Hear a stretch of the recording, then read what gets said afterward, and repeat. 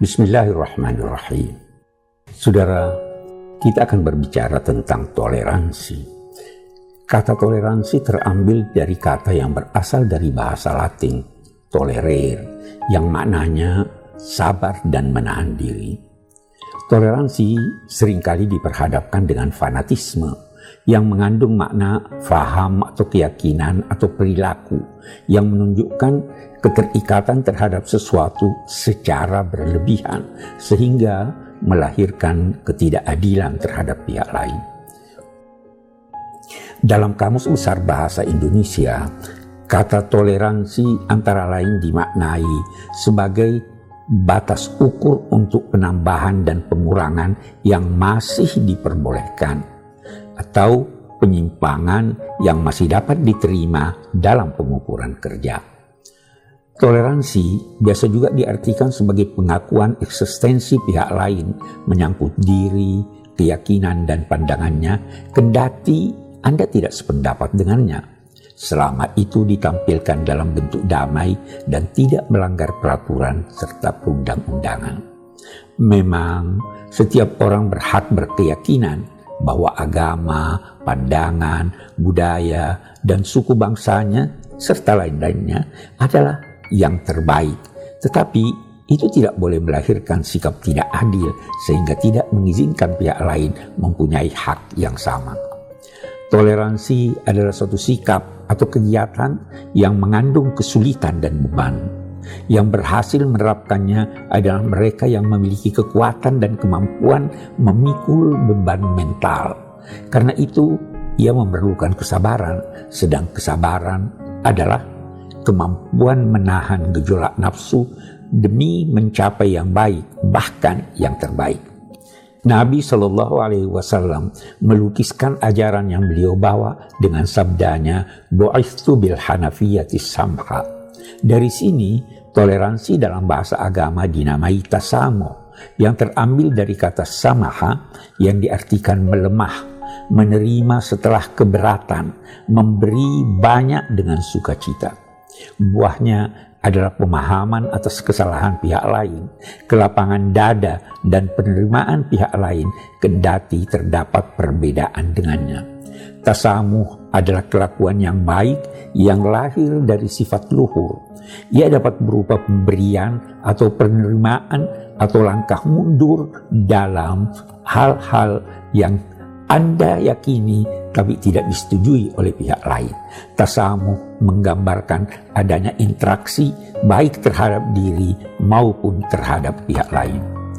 Disepakati oleh semua pihak bahwa toleransi terhadap pihak lain adalah sikap yang bila dilaksanakan dengan benar dapat melahirkan situasi hidup berdampingan dalam keadaan damai dan kerjasama. Banyak rumusan tentang definisi toleransi dalam kaitannya dengan pihak lain, antara lain memberi sesuatu yang tidak wajib sebagai bentuk hubungan baik, atau bersikap lemah lembut, menghindari sikap keras terhadap pihak lain yang berbeda, kendati ia dinilai sama. Ada lagi yang menyatakan bahwa toleransi adalah reaksi atas sesuatu yang dinilai tidak boleh atau tidak wajar dalam pandangan, keyakinan, pikiran, atau budaya, namun itu dihadapi dengan lapang dada. Toleransi dalam peradaban Islam adalah kedermawanan, yakni pemberian tanpa batas, dan juga berarti kemudahan dan kelemah lembutan dalam segala sesuatu, serta dalam berinteraksi tanpa menanti balasan atau harga atau kebutuhan kepada imbalan. Pakar lain merumuskan hakikat toleransi sebagai berdamai dengan pihak lain dengan menerima sikap dan pandangan mereka selama tidak menyimpang dari norma-norma yang harus berlaku.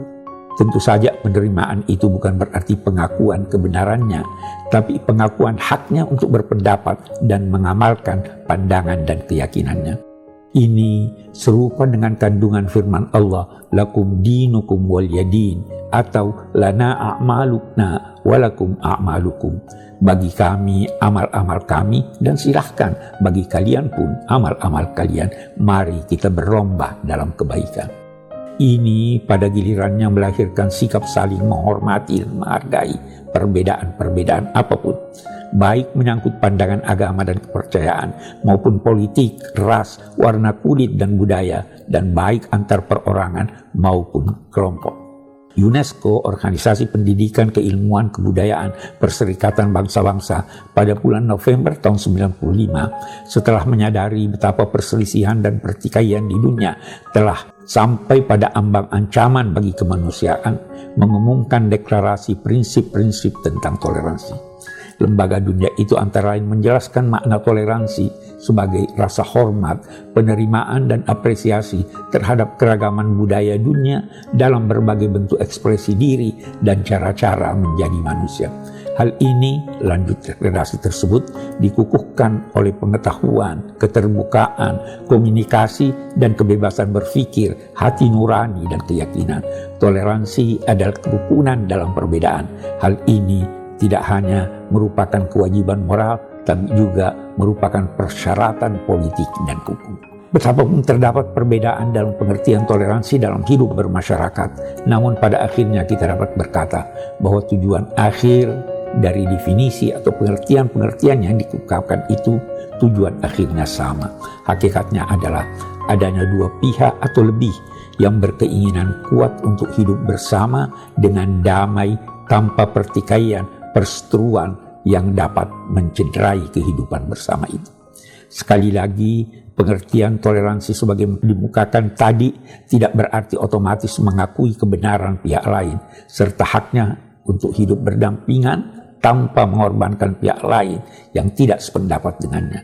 Karena itu, kalau memang keyakinan Anda bahwa babi haram dimakan, atau perkawinan beda agama tidak diperkenankan, atau minuman keras adalah haram, maka tidak usah membenarkannya atas nama toleransi.